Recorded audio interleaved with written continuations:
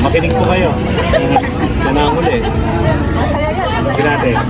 Praise God sa buhay nila, Pastor, at kanyang pamilya at yung teacher namin na si Karen. Kasi simula nung napasok ako dito sa COG, marami pong nagbago kasi hindi ako marunong magpakumbaba eh. Maano yung bunga ko ba? Masyado Tuloy-tuloy. siyang curse.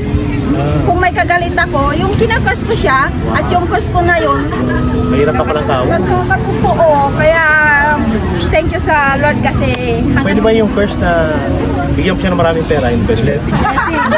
Nagkakatotoo kasi. Kasi po yung pangit lang eh, yung curse lang na hindi maganda eh. Tapos nung nag-LSS kami, hindi ko po inaasahan yung nangyari sa akin. Thanks God kasi napakawalan ko yung, sabi nga nila Pastor, ang tagal ko daw pinakawalan yung nasa puso ko, nagalit ko kasi lalo na nung ginamit yung pangalan ko na nagbayad ako na hindi ko naman nagamit yung pera ko. Nung linggo natapos, tapos nagkaroon ako ng amo nung linggo din. Bakit naghahanap pa rin ba ng amo? Opo, kasi bababa na ako sa May 20. Pero praise God, nakahanap ako at Bababa ka ng May 20. Opo. Kailan ka ulit aakyat? Hindi, bababa ka di siya. So, uuwi ka ba ng Pilipinas or will stay here? Hindi po. Dito ka na rin mag-ano? Dito na rin po ako after 1 year po, pag nakakuha ako ng panibago kong visa, before 1 year, tsaka po uwi. Teka, ganun ba yun? So, hindi ka na uuwi, hintayin mo na yung visa mo rito, tapos pasok ka na sa bagong amo.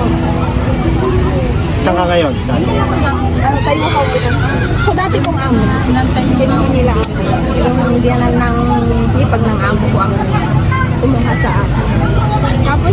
Tapos nung linggo, nag-pray kami ni Sister Dayang, yung pray niya sa akin nung sa ano sila, nag-evangelism sila, nakita ko sa exit C, tapos nag-prayer kami doon. At yung prayer niya pong yun, napaka-powerful talaga kasi on the spot, kinuha ako ng amo, nakapirma kami ng kontrata. Kaya yun po. Tapos simula nung LSS nga kami, daming nakaano kasi yung mga unti-unti kong unti-unti kong nawawala yung curse ba hanggang sa tapos sabi ko, hindi naman ako nagbabasa ng Bible pero praise God, yung English na Bible ko is natapos ko, ngayon nakakalahati na ako ulit sa Tagalog. Kasi ang English napakahirap napakahirap So, intindihin. Tagalog ang pinatapos mo ngayon. Opo, nasa Sam na ako. Alam mo ba, pag natapos mo yung Bible, pwede ka na mag-exhorter. Biro lang yun. Okay lang.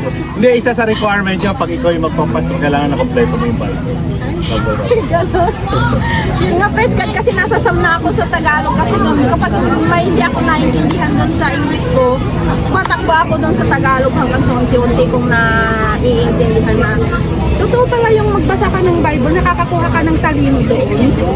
Nagiging matalino ka, tapos pag nagsasalita ka pala sa harap, ang Panginoon na ang nag-aano sa'yo kasi yung Holy Spirit niya nandoon. Kaya nung nangyari sa akin yung LSS natin, kaya Lord, thank you kasi binago mo ako ng tuluyan. Salamat sa COG family, lalo na kila Pastor at kila Ate Jenny, sa teacher namin na siyang nagbibigay sa amin ng aral.